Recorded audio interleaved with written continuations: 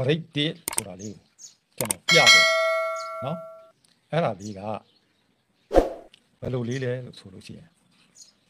ဒီက6ဒီက2ထိပ်6ခါရ2ထိပ်ဟောဒီက9နောက်ပိတ်ရနော်6ရ2ရ9ရပေါင်းတာကခွန်အဲ့ဒီခွန်ကလေးကိုနော်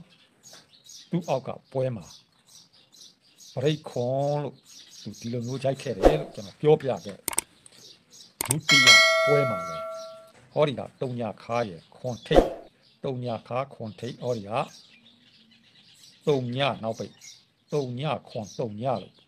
ပေါင်းတာကလည်းခွန်လို့ရတဲ့အတွက်ဟောဒီ3ခွန်ဆိုတဲ့ပွဲမှာနော်ခွန်ပရိတ်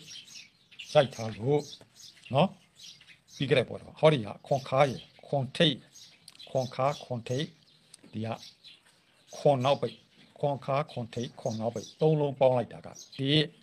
အဲ့ဒီတစ်ကနော်တစ်ပရိတ်လို့ငါပြီးရိုက်လိုက်မယ်ဆိုပြီးကျွန်တော်ပြောခဲ့တော့894ဆိုတဲ့ပွဲမှာသူကပရိတ်ဒီလို့သူကစိုက်ခဲ့နော်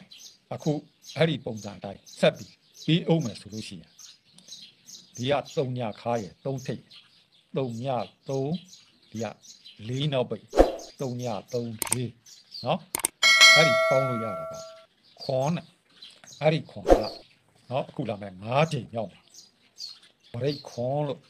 နော်ဘရိတ်ခွန်လို့ကြာအောင်ပါလားနော်ဒါက legacy မူတွေအနေနဲ့